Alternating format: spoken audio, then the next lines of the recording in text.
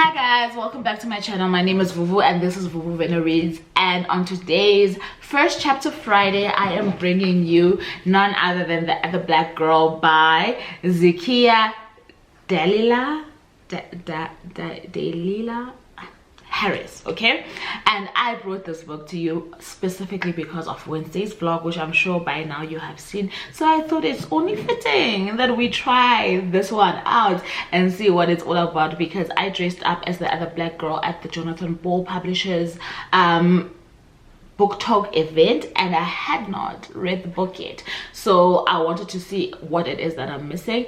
But let's talk about the cover, right? Yellow is a great color for any cover. Okay, yellow, mustard, this color is a happy color. Absolutely love it. And I think this cover says it all just by that afro comb and the splinters and it breaking, right? We all know the story, we've all been through this as black girls, so we know exactly what this says. Okay, and the blurbs that I'm seeing by Emily St. John Mandel, she says it's riveting, fearless and vividly original. Terry McMillan says electrifying and ingenious. This one is published by Bloomsbury, and the back from Washington Post, it says a thrilling, edgier The Devil Wears Prada that explores privilege and racism. And Erin Kelly says brilliantly crafted, emotionally charged. And Time, I suppose that's Time magazine, says filled with twists, both unsettling and unexpected. I will read you the blurb just now. I just want to see, yes, here is our author. Zakiya spent nearly 3 years in the editorial department of Knopf Doubleday, starting the manuscript of The Other Black Girl at her desk. Prior to working in publishing, Harris received her MFA in creative writing from the New School. Her essays and book reviews have appeared in Guernica and Rumpus. She lives in Brooklyn. Okay, so the blurb reads: 26-year-old editorial assistant Nella Rogers is tired of being the only black employee at Wagner Books. Fed up with the isolation and the microaggressions, she's thrilled when Hazel starts working in the cubicle beside her. They've only just started comparing natural hair care regimens, though when a string of uncomfortable events causes Nella to become public enemy number one and Hazel the office darling. Then the notes begin to appear on Nella's desk. Leave Wagner now. It's hard to believe Hazel is behind these hostile messages, but as Nella starts to spiral and obsess over the sinister forces at play, she soon realizes that there is a lot more at stake than her career. Dark, funny, and furiously entertaining, The Other Black Girl is a smart satire on race and the modern-day workplace that will keep you guessing until the very last twist. Oh my goodness, it's not what I thought it was. It's definitely not what I thought it was. But it's something that I definitely want to read now. Okay, so let's see. This one has a prologue, so this is what I will be reading for you guys. So if you are curious to hear what the prologue reads, please do stay tuned. So Vuvu Reads is an amazing book reviewer, also YouTuber. She reviews books on YouTube, and if I'm not mistaken, she also has a blog as well. So please, if for your connection with literature, get in touch with or follow at VUVUVENA_reads. She is based in South Africa, and I think it is also extremely important to follow literary content creators who are based outside of the West and in continental Africa, because they do a really good job of bridging the gap. We appreciate you, Vuvu, for bringing us Turning Pages and for bringing us your BookTube channel. You know, this is a chance for people to actually see some people that I really enjoy. Please consider pressing the red subscribe button down below, and if you're a returnee, welcome back, fam. Vuvu, you're amazing. Thank you so much for your time. Prologue.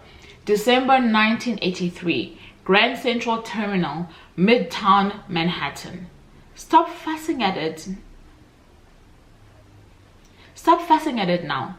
Leave it alone. But my nails found my scalp anyway, running from front to back to front again. My reward was a moment of sweet relief, followed by a familiar flood of dry, searing pain. Stop it. Stop it. I'd already learned that the more I scratched, the more I'd resemble the burn of a bad perm. A bad perm that had been stung, a bad perm that had been stung by 50 wasps and then sourced with sunshine. My small opportunity of reprieve would come only after the train started moving, when I could finally close my eyes and take comfort in the growing distance between me and New York City. Still I continued to scrape at the itch incessantly, my attention shifting to another startling concern. We weren't moving yet. My eyes darted to the strip of train platform visible through the open doors, my mind moving faster than I'd moved through Grand Central Terminal just minutes earlier. What if someone followed me here? Slowly, carefully, I raised myself up to check. On the left side of the car was a young brunette mother and her baby, clad in matching itchy-looking red winter coats with black velvet lapels. On the right was a grey-haired, greasy-looking man with his forehead smashed against the glass window, snoring so loudly I could almost feel the train car shake. We were still the same four we'd been when I'd ducked into the car 5 minutes earlier. Good. I exhaled and sat back down on my hands, willing the wave of mild relief that had washed over my brain to wash over my heart too, but the latter organ hadn't gotten the memo yet, and a sudden flash of a shadow passing the open door set my brain off again. Did anyone see me get into the cab? What the hell am I doing? What the hell are they doing? I shook my head and crossed my legs, my nylon scraping against one another like two black pieces of sandpaper, the round toe of my too tight heels rubbing the bottom of the seat in front of me. I hated these tights and these shoes and this petticoat I'd thrown on in the dark. I hated how stiff my entire body felt, cold, numb, like it had been dipped in a tank full of ice water. But I could fix all that later. What concerned me more were the things I couldn't name, the things that were causing me to buzz and burn and want to flee not just my home, but the tightening constraints of my skin itself. There was the sound of a bell, followed by a calling voice, a male voice. It took me a moment to realize that the shadow I'd seen passing by the door belonged to the conductor. He was in the back of my car now, working his way up to the front. "Sir," he was saying in a polite attempt to wake the snoring man from his sleep. "Sir, for his ticket, sir." I fumbled nervously for my shoulder bag. I knew I had enough money on me before sneaking out of the apartment.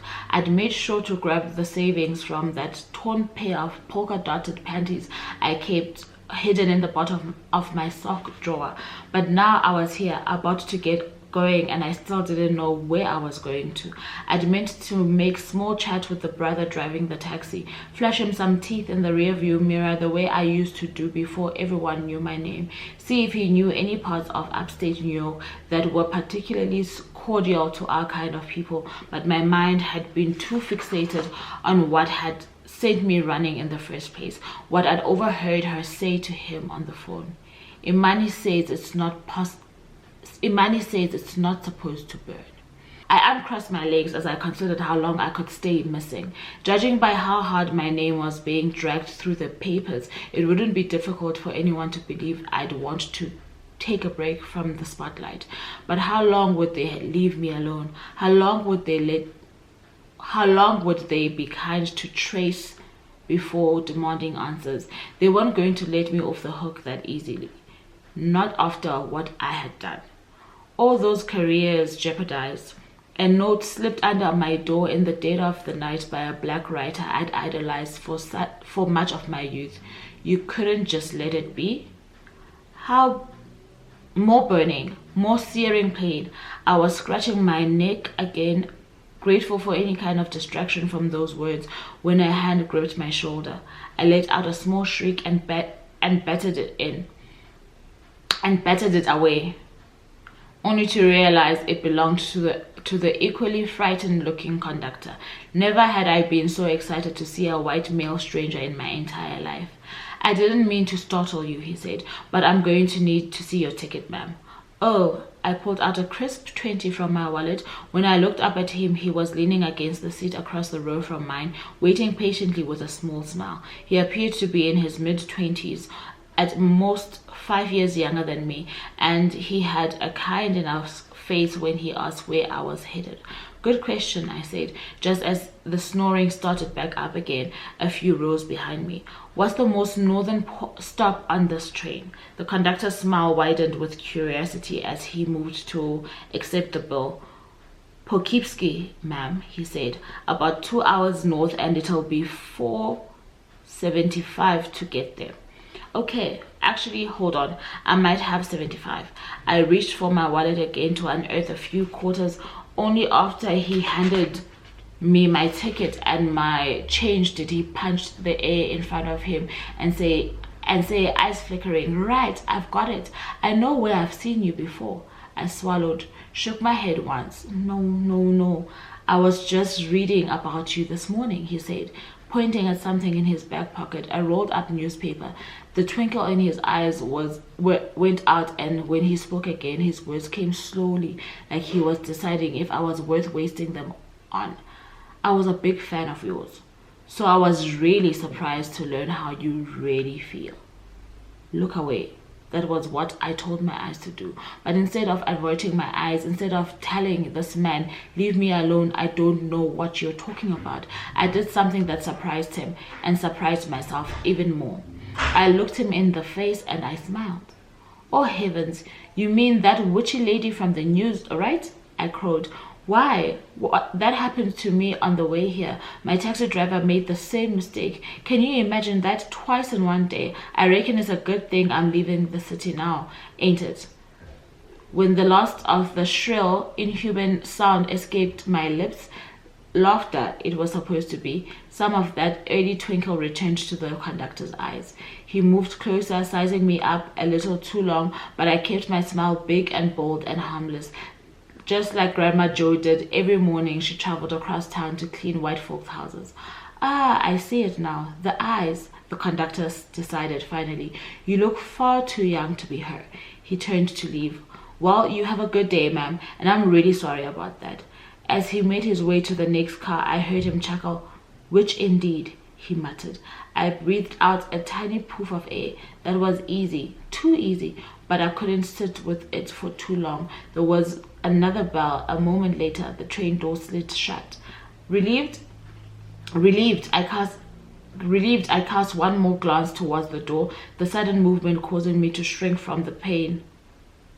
The itchiness hadn't just returned, it was all-consuming, unyielding. I reached up again to scratch. Stop it, but the itch simply moved to a new site, and I had to bite my lips to keep from screaming.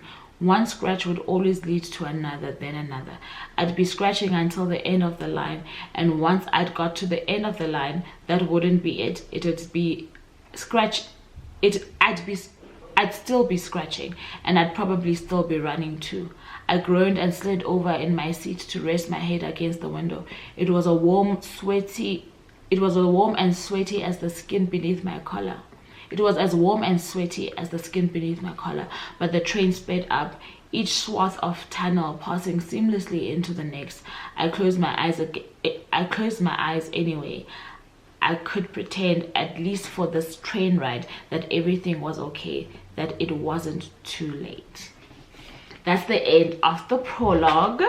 As always, if you're curious to read this one, please do let me know in the comment section down below, and if you have read it, please also let me know what you thought about it. And until next time, thank you so very much for choosing me. Don't forget to like, share, comment and subscribe. Bye now.